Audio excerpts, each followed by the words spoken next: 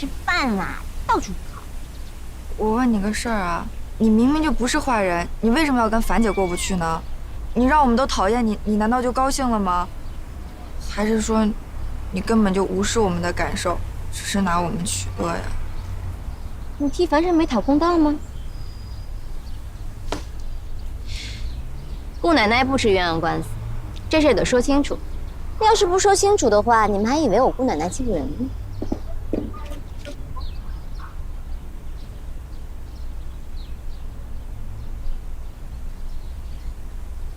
安迪呀，在家吗？你为什么一定要这么针对他呢？总得有个理由吧？好吧，言归正传，樊胜美啊，实质上是个捞女。我不会冤枉她的。我第一次见到她的时候啊，她正在那儿得意洋洋地教唆傻大胆小秋，说什么要削尖脑袋去参加一个酒吧的开业典礼。她去那儿的原因啊，是为了要去掐尖儿。今天是酒吧开业，去的可都是方方面面的人家儿。姐姐我啊，是去掐尖儿的。因为当时在酒吧的人非富即贵，你们说她这种想法不是捞女是什么呀？当时我就呲了她几句，可是后来在酒吧我看到她被人冷落，也怪可怜的，放了她。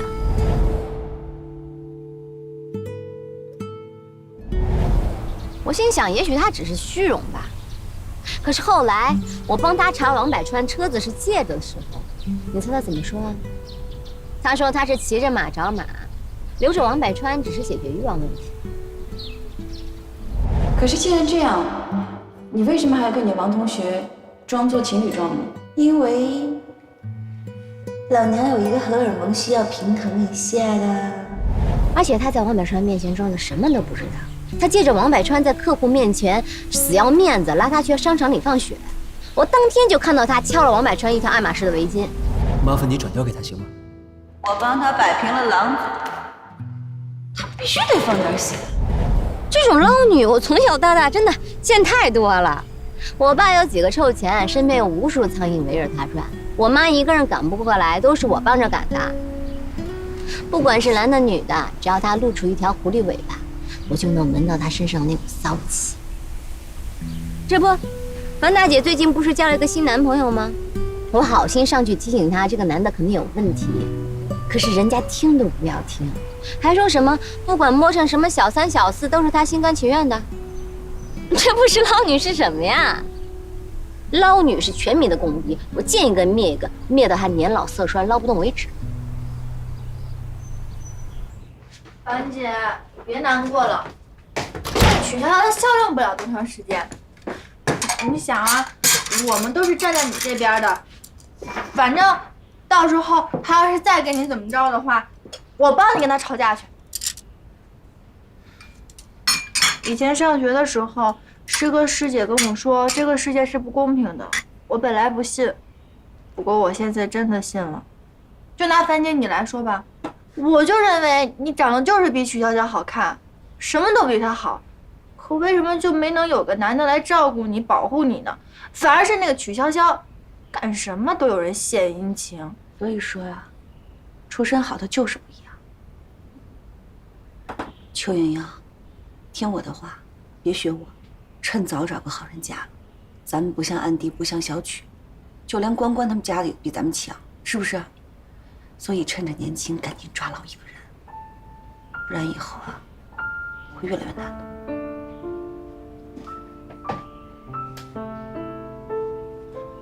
樊姐，你对我真好，你就像我亲姐姐一样。22楼，你是最关心我的那个，谢谢你，樊姐。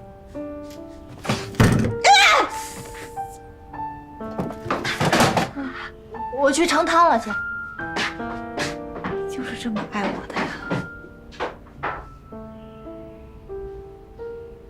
小曲，我们不要干涉别人的生活好吗？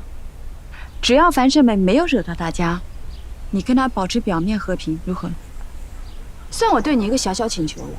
我实在不愿意看到每次大家聚会的时候都不欢而散。至于她约会的那个男的，回头我问问他，看看他的态度。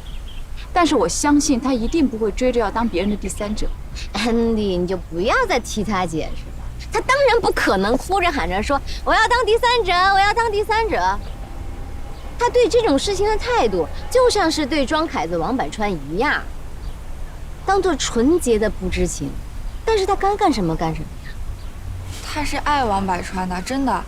他跟王百川在一起不是为了什么一条丝巾一个包什么的，只是我不明白他为什么不肯承认他对王百川的感情。他要是真的爱王百川的话，他可能1个星期内找上新男人吗？他可能有30岁危机，他怕他做剩女就嫁不出去了，所以他在30岁的最后几天里争分夺秒。你真的相信有30岁危机吗？安迪还大他1岁呢，你什么时候见过安迪今天交往一个男人，明天交往另一个男人呢？其实我也跟对我有暧昧想法的男人吃过饭，当然我谈的是公事，所以我认为跟男人吃饭也未必就能代表什么。我觉得小凡是个矛盾体，他是虚荣，但他本性不坏，而且他对大家都很够义气。我们总不能要求他是完人吧？所以小曲，休战1个月，我们再好好看看。好，我答应你。说话算数啊！上次你在山庄就作弊啊！这次真的相信我，我没有时间跟樊胜美玩，还要出差呢，忙得很。出差回来呀，还要跟某些人玩，没时间。这次呢，我就当个坏人，加个威胁。如果你违约，当心我找姚兵。安迪，我爱死你了！我跟姚兵和我那些朋友的关系你是不会懂的。不过我向你保证，我真的没有时间找樊胜美麻烦，真的没时间。曲筱绡一席话让关雎儿困扰不已。他所认识的樊姐与曲筱绡所说的那个樊姐是如此的不同，但不可否认，在他心里有一根指针稍稍偏了点方位。也许是小曲误会了什么，又或许是樊姐有别的理由。在关雎儿心中，他始终不愿承认那个为了同伴挺身而出的樊姐会是曲筱绡所说的捞女。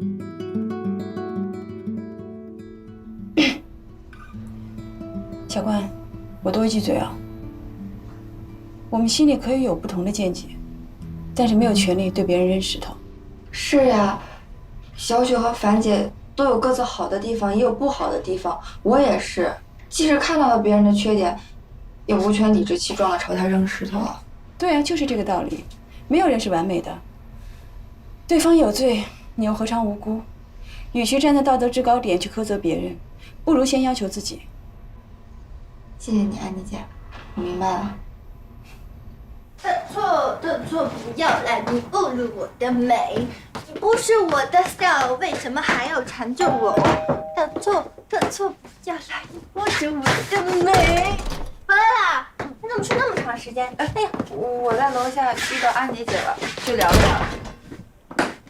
当，邱大厨的土豆炖牛肉，香吗？好香啊！安妮，快点过来吃吧，可好吃了。我去盛饭啊。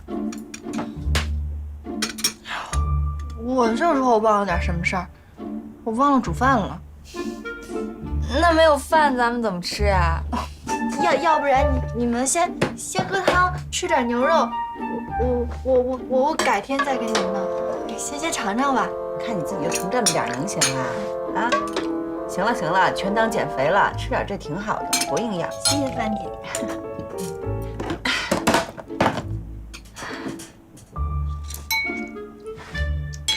好喝吗？好喝哇，哎，真不错。哎，自己家做的就是不一样，没有味精，真材实料都是。真的？土豆炖的面的，都入味儿了，真棒。牛肉也很烂啊，放到嘴里就坏掉了。小蚯蚓真棒，这厨艺真是赞。我就说嘛，我在别的事儿方面总是笨笨的，什么都干不好。原来我才华都在这儿呢。洋洋，你这是自黑呢，还是自黑呢？还是自黑呢？兰姐再给你盛点。喜欢也不能多喝。如果这么放纵下去啊，我去年的裙子可就穿不进去了。那我熬了这么大锅，你就吃这么点儿啊？嗯，那也是要节制啊，对吧？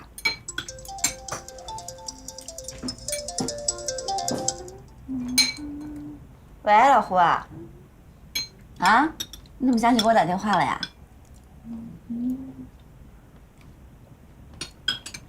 啊，你等一下啊。我给你盛点。我哥又怎么了？啊？他又干什么了？小梅啊，不是我不肯帮你，你哥这保安原本做得好好的，可不知道为什么突然跟他顶头上司打起来了，而且还不顾场合，也不看看 VIP 客人还在大堂呢，就在大堂开打，结果两个人全挂了彩，先送医院，后进派出所，闹得那叫一个大呀。老胡，对不起啊，你看你费劲巴力给他找一份工作，怎么又干出这样的事儿呢？哎，可不就是嘛。哎呀，老同学啊，本来啊帮忙也没什么，可这回我是真保不住他了，老总都发火了，对不起啊，真对不起。别这么说，应该我说对不起才对。哎呀，你说他又给你添这么大麻烦，这样，等我回去，我一定当面向你赔罪，好吗？哎，不用了，不用了，倒是你哥那边你可能得问问，我听说他这会儿钱挺紧张的，还从财务那儿预支了1个月的工资呢。这次打架是他起的头，要是没钱的话，可能没那么容易了结的。好，知道了，谢谢你啊，老胡。没事，挂了啊。拜拜。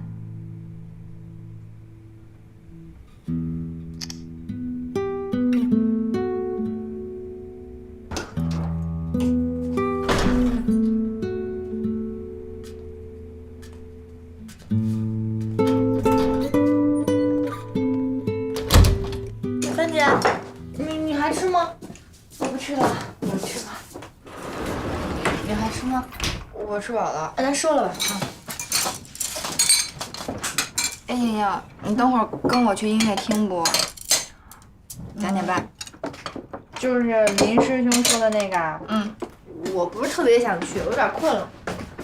得了，那我自己去吧。我陪你去啊。帆姐，你不是下午有约会吗？我可以不去的，去听音乐会，陶冶一下情操，挺好的。我不能去吗？当然可以啊。那要不咱们收拾收拾，2点半，时间快到了。给我20分钟时间。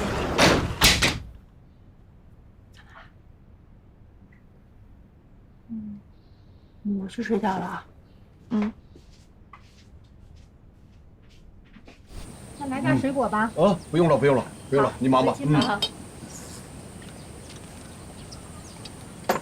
哎呀，你是不知道咱女儿有多厉害呀！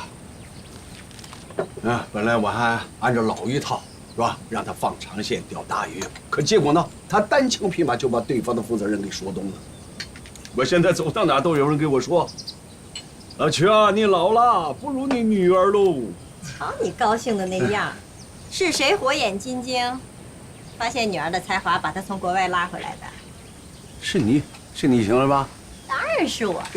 哎，老曲啊，你别说哈，你说他没回国的时候吧，天天就知道买这个买那个。这边不错哎。可是，一回国呢，就变了样子。没变了呀，我本来就是块璞玉，要怪只怪某些人没眼光。那好，是爸爸没眼光啊，爸爸没眼光，行了吧？来，女儿喝茶。哎呦，烫着啊。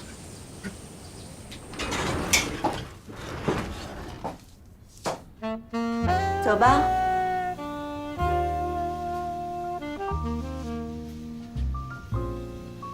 帆姐，其实去音乐会不用穿的这么……怎么了？没事儿，挺好看的。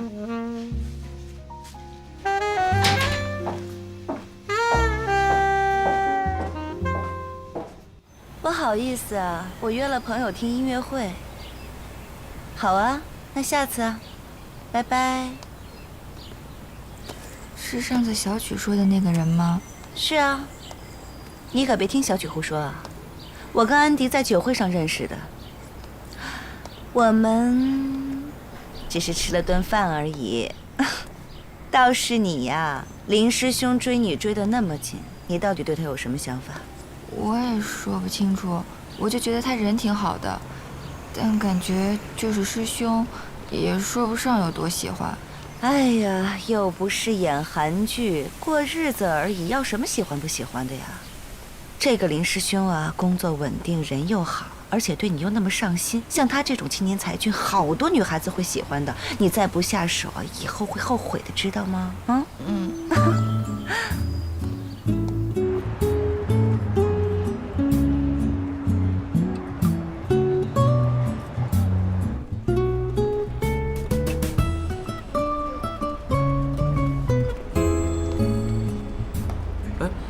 小关，哎，林师兄，我还以为你们不来了呢。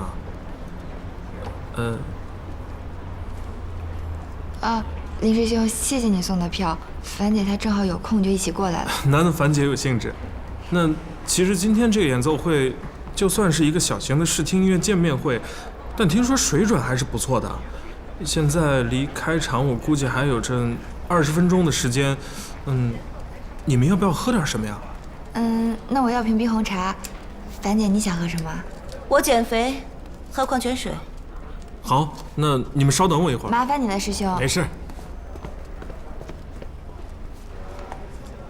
樊姐，我想去那边 CD 店看一下。去吧。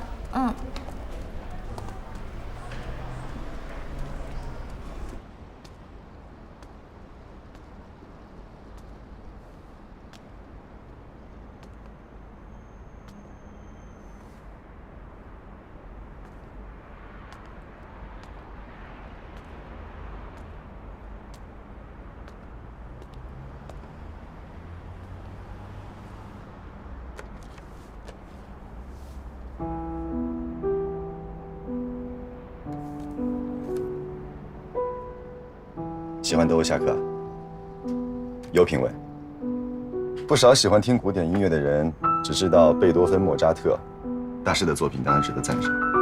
不过，德沃夏克的朴实亲切、自然流畅，也别有一番韵味。这张碟里面收录的都是比较经典的曲目，民族特色和旋律感也都很有特色。哎呀，二位真的是好眼力啊！这张 CD 呢是纽约爱乐乐团演奏的，水准极高，发行量很少。我们店呢还剩下最后一张，请问二位谁想要啊？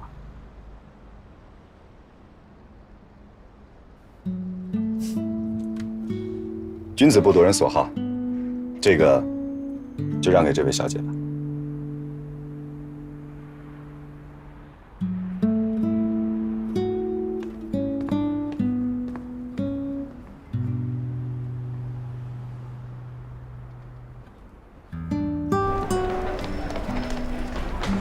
不好意思，让一下。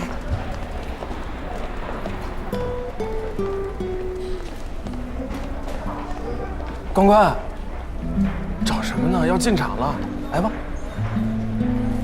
票呢？在兜里。啊，咱姐还没票呢。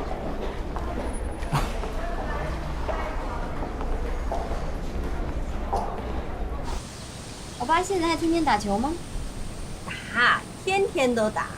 你没看咱家那草坪一个坑一个坑的。真是的，打这么多年球，姿势还这么难看。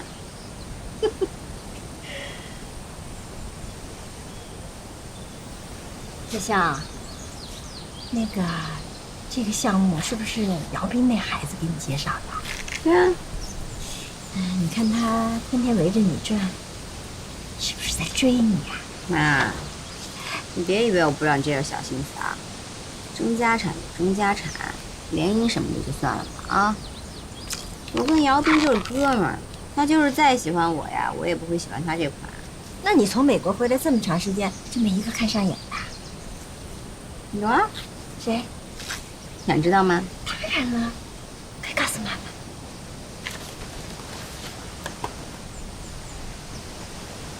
美真行。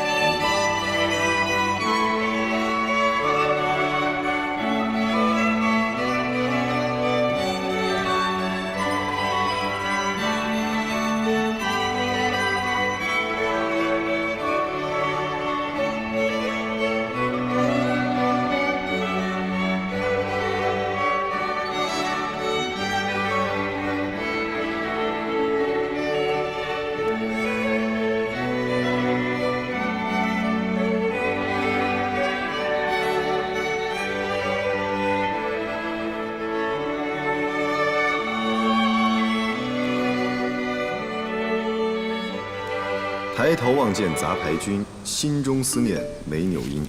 举头望新手，低头思友友。终于现场有一位盛装美女哭出了我的心声，怎不令我内牛满面？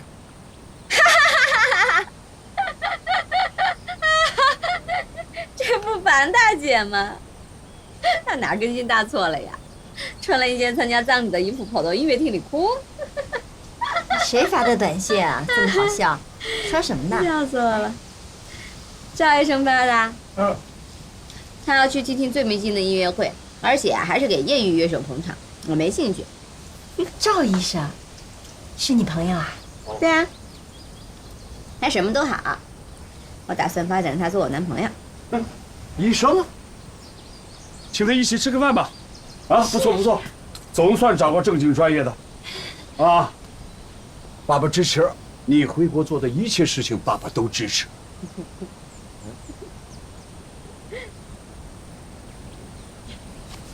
闺女，那个赵医生家在哪儿啊？父母亲是做什么的？多大年龄了？医术好不好呀？别问，什么都不知道。我只知道啊，他是博士，正经的什么都懂。博士。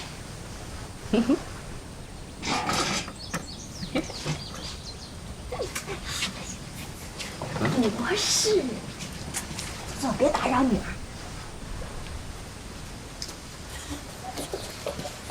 博士。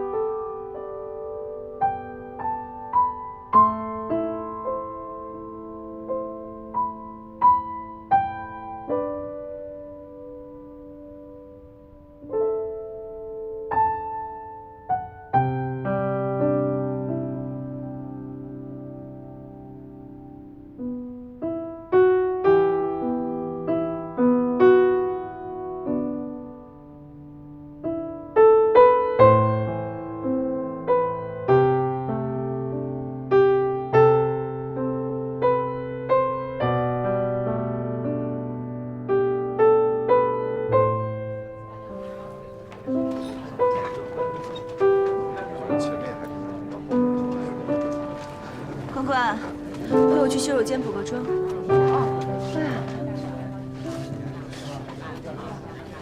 最后一首没有删去，这首最后一首没有取，那留。您拨叫的用户暂时无法接。您拨叫的用户暂时无法接通。哎呦，老伴儿，有点耐心啊，这事儿总得解决吧？再打一下。哎，那你打吧，你打吧。哎呀，再打一个吧。来，应该再打。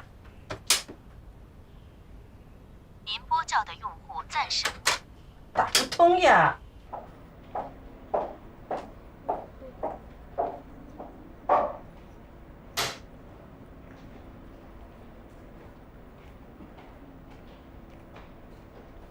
韩姐，要不我出去跟林师兄说一声，让他先走，咱们自己打车回去。好。嗯。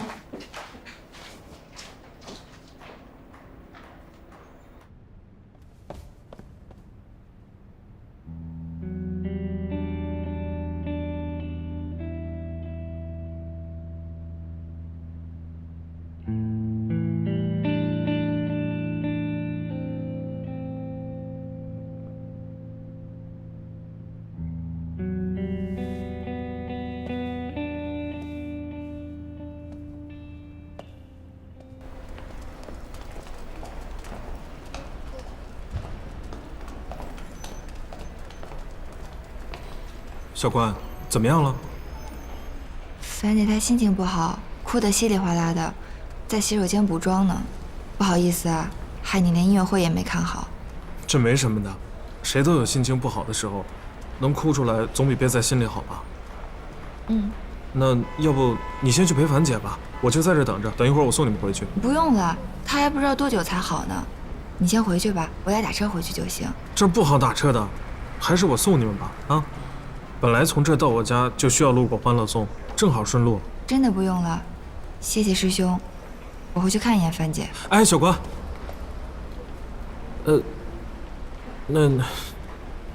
那好吧，那我就先走了。你记得到家以后告诉我一声，免得我担心。哦，好。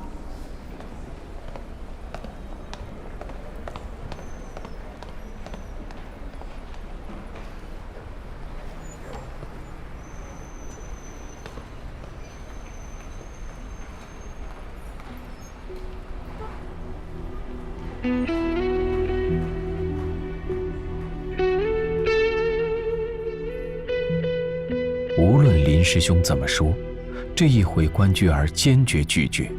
他原打算实习期一过就考虑他的接近，今天才知道，如果那个对他回眸一笑的男子这会儿接近他，他说什么他都愿意答应。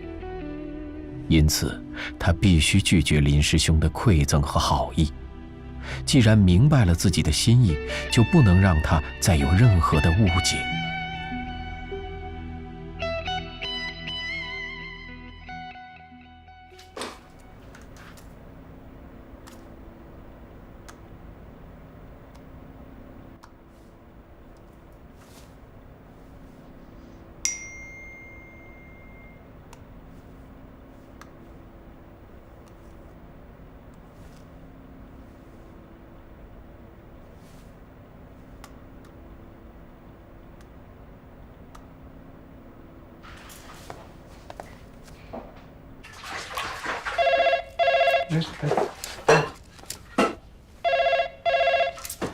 来电话了，我来。喂，妈，什么事啊？啊，小美啊，哎呦，你总算是接电话了，都急死我们了。你哥哥的事情你听说了没有啊？我知道，人家酒店要开除他了，你说这可怎么好呀？他打人打的还是上司，开除是应该的。你怎么这么说你哥哥了？那不然呢？我又是花钱又是托人帮他找的工作，他倒好，一拳就给打没了。现在连我同学都被连累了，我能有什么办法？啊，是的，小美，我知道的，是你哥哥不好，你又不是不知道他那个德行的啊。他以前有工作的时候啊，你嫂子还天天吵着要跟他离婚呢。现在好了，连工作都没有了，你说他们的日子可怎么过得下去呢？现在他还在拘留所里待着，那么你嫂子呢，天天吵着要把雷雷抱回娘家去，那不是要我们的命吗？妈，这些年你们把我当卫生纸，天天替我哥擦屁股。他闯祸，他借钱，都是我替他解决的。可是这次不行，他自己作死啊，我也没办法。小梅啊，你不能见死不救啊！你说你哥哥他现在工作都没有了，还要赔偿人家的医药费，他上哪拿出这么多钱呢？啊，你想想办法好不好？他拿不出那么多钱，我能拿得出来吗？我每个月就这么点钱，我马上要交房租了，我还要给我爸寄生活费，我没那么多钱。小梅，你听妈妈讲啊！我说了，我还有事儿，我明天跟你们汇生活费去。你们要是想贴补我哥，就贴补他吧。再见啊！不是小美，哎，挂掉了。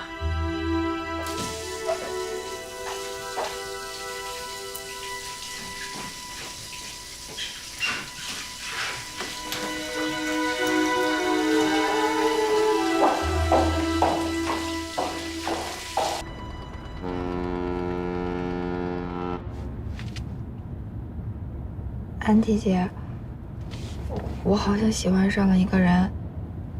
林师兄？那是谁？我也不知道他是谁，就是那天音乐会，我在门口的CD店遇见他一次，结果在音乐会上我又遇见他了。哇哦，一见钟情啊！安迪姐，我是不是特别肤浅呀？但我也不知道我怎么了，我就看到他，我那心脏就扑通扑通扑通直跳，然后我就觉得我哪都喜欢。哇，没有什么肤浅不肤浅的，日久生情很美好，一见钟情也很美好啊，只是方式不同，没有什么高低之分。那后来呢？后来就散场了呀。本来我还想凑过去说几句话的，可是我看他身边都是他认识的人，我就没好意思，也不知道以后还能不能再遇见他。这个情景就像是小说里的一样，听起来很美好。难得遇到一个自己喜欢的人，想不想听听我的意见？我以前总把自己收得很紧，总是担心这个担心那个，一切让我觉得可能会失控的事情，我都认为是洪水猛兽，谈恋爱更是如此。直到我遇到小曲，我才发现，其实谈恋爱也可以很主动，也可以很轻松，不用给自己设置太多的障碍。可我连他是谁我都不知道，我怎么主动呀？除非我能想办法找到他。那倒也是。不行，可是他连我是谁他都不知道，他怎么可能喜欢我呀？我也不能因为我的一时冲动就打扰到他的生活吧。小关，你家教良好，懂得为别人考虑，这是好事，可也不必太束手束脚，处处只为别人着想。你也可以问问自己，你到底想要什么，然后勇往直前去追求。像小曲那样吗？可我感觉我好像做不到。不，你不用像任何人，你就是你。但是有些事情不妨你尝试一下，就算没有结果，但总比留下遗憾强，对吗？安妮姐，我知道你是为我好，我会好好考虑的。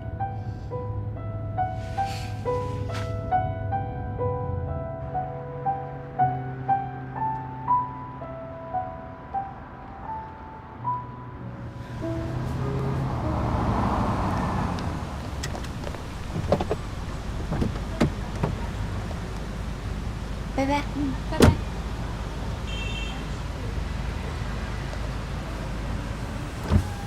对了，有件事儿，兰姐她昨天特别奇怪，好好的约会给取消了，非要跟我听什么室内乐，结果听着听着还哭得稀里哗啦的。我在想，是不是跟她新交的那个男朋友有关系啊？就是酒会上认识那个。他好像挺有钱的，总带樊姐去特别高档的地方，可樊姐她好像不是特别开心。安迪姐，如果有时间的话，你能找她谈谈吗？我总觉得她不是小雪说的那样，也许还有什么别的原因。我知道了，你上班去吧。嗯，拜拜，拜拜。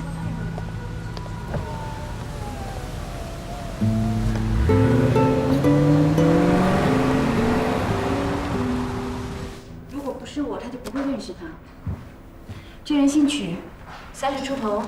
小凡说他是自己开公司的。安迪早。好，你帮我查一下他的资料吧，特别是婚姻状况。怎么，担心你的邻居给人做小三儿啊？小曲说小凡是捞女，我说不可能。而且如果对方是未婚的话，男欢女爱未尝不可。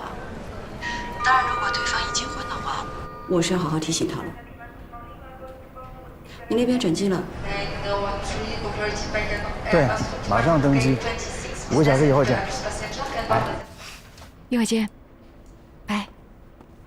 安迪。谁送的花？小包总送的。我不是说过了，我们不和包氏合作吗？谭总说他该说的都跟小包总说了，可小包总说一定要见你，一大早就过来了。谭总的意思是，合作不成也别弄得跟仇人似的。包氏在当地颇有资源，红星也在他们那儿。真要收购，这以后低头不见抬头见的，跟他聊聊也没什么损失。请。不好意思，不知道今天包总会来。应该说抱歉的是我，是我约的时间不太对，因为厂里面临时有事儿，一会儿我还要赶回南通，所以就只能约早茶的时间。希望没有影响你的安排。没关系，都是工作嘛。这里的广式早茶不错，看看点点什么吧。先生你好，看一下菜单。谢谢。您看一下，谢谢。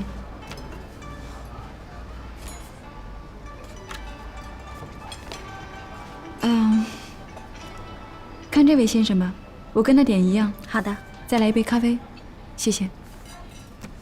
连餐都不愿意点，你是得有多不愿意见我？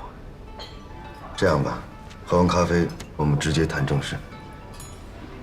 我想是你误会了，我很喜欢中餐，只是会吃不会点。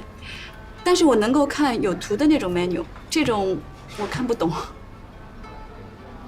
对不起，是我以小人之心夺君子之腹。喜欢吃什么口味的？甜的还是咸的？我帮你点。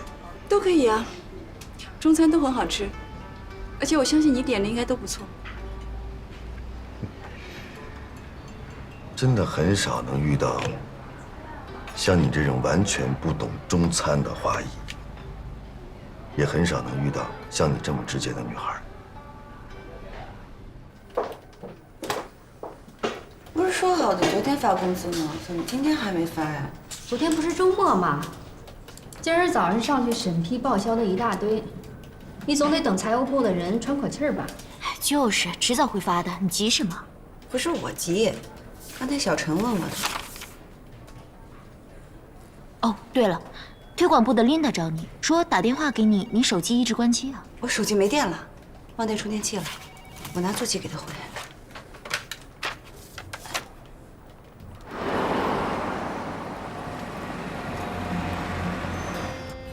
既然你这么直接，我也就不和你拐弯抹角了。你们有心收购红星，那我很想知道，包氏企业资金雄厚，在南通经营了那么多年，积累了不少的人脉和资源，对你们绝对是有帮助的。为什么不肯和我们合作？想听实话？当然。包氏家族企业，而且产品结构单一。虽然这几年包氏做得不错，但是我并不看好你们未来的发展。家族企业，这个我承认。但是你们别忘了，我们家只有我这一个儿子，所有的产业最后都会落在我手里。就这一点，我比谭总有更大的决策权。企业如何运转，根本在我。一味的任人唯亲当然是不行了。但是如果权力集中在了一个有决断力的人的手里，家族企业未必不行。要不然，怎么会有那么多的世家财团？也有道理。